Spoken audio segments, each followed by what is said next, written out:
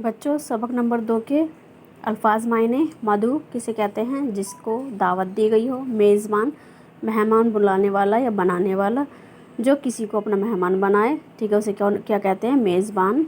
नज़रअंदाज करना, अनदेखी करना। ज़र्क यानी चमकीला। खातिर मदारात, आवभगत, मेहमान नवाजी। खरी खरी बातें, साफ साफ बातें, सच्ची बातें जो आमतौर पर कड़वी होती है। ठीक है, ये जो मशक है ये आप अपनी कॉपी में करेंगे साफ साफ। ठीक है, नीचे लिखे हुए अल्फाज को बुलंद आवाज़ में पढ़ना है, जैसे खातिर, अक़लमंद, इस्तक़बाल, मुआफ़, तफ़री, शख्स। उसके बाद आएंगे सवाल नंबर 3।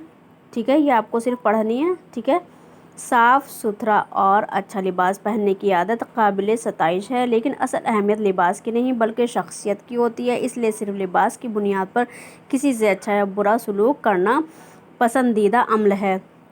इस सबक में बाज़ अल्फाज मुफर्रद मालूम होते हैं, लेकिन असल में वो मरक्कब अल्फाज है, जैसे सौदागर, बेवकूफ़। ठीक है, मरक्कब अल्फाज कौन से होते हैं? मैं ये बोला है ना, मरक्कब अल्फाज हैं जो 2 लफ्ज़ों से मिलकर बना होता है, जैसे सौदागर, बेवकूफ़। ठीक है, अब है इसके सवाल जवाब। नासिरुद्दीन कैसी ज़िंदगी गुजार रहा था? नासिरुद्दीन सादा ज़िंदगी गुजार रहा था। ठीक है, दूसरा सवाल, दावत में पहली बार नासिरुद्दीन के साथ क्या सलूक किया गया? दावत में पहली बार नासिरुद्दीन को सभी ने क्या किया? नज़रअंदाज किया और उससे बात नहीं की। तीसरा है सवाल दावत में दूसरी बार नासिरुद्दीन कैसे लिबास में पहुंचा? दावत में दूसरी बार नासिरुद्दीन अच्छे और चमकीले लिबास में पहुंचा या ज़र्क लिबास में पहुंचा। बिलाल सौदागर को नासिरुद्दीन पर गुस्सा क्यों आया? क्योंकि वो अपने कपड़ों को खाना खिला रहा था, इसलिए बिलाल सौदागर को नासिरुद्दीन पर गुस्सा आया।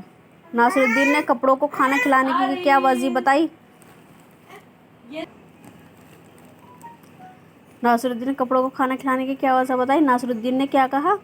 नासिरुद्दीन ने कहा कि जब मैं मामूली कपड़ों में आया था तो तब मुझसे कोई बात नहीं कर रहा था, और जब मैं इन अच्छे कपड़ों में आया हूँ तो सब मेरी क्या कर रहे हैं? खातिर कर रहे हैं। यानी यहाँ पर जो दावत है उसमें किसे बुलाया गया है? कपड़ों को बुलाया गया है, ना कि मुझे। खाली जगहों में सही लफ्ज़ भरिए। उसने आगे बढ़कर उसका क्या किया? इस्तक़बाल। सारे दोस्त नासिरुद्दीन को कर रहे थे, क्या कर रहे थे? नज़रअंदाज। मैं जब कपड़ों में आया तो किसी ने मुझसे बात भी नहीं की। मामूली। सारी महफिल क्या हो गई? शर्मिंदा। नीचे देखे लफ्ज़ों को जुमलों में इस्तेमाल करना है। ठीक है, जुमले आपको बनाने आते होंगे। 6th 7th में भी आपने जुमले बनाए हैं। दावत, ठीक है, दावत का आप जुमला बना सकते हैं। नासिरुद्दीन को दावत पर बुलाया गया। मेज़बान ने नासिरुद्दीन की तरफ कोई ध्यान नहीं दिया। महफिल, सारी महफिल क्या हो गई? शर्मिंदा हो गई। उम्दा, खाना बहुत उम्दा था या अच्छा था।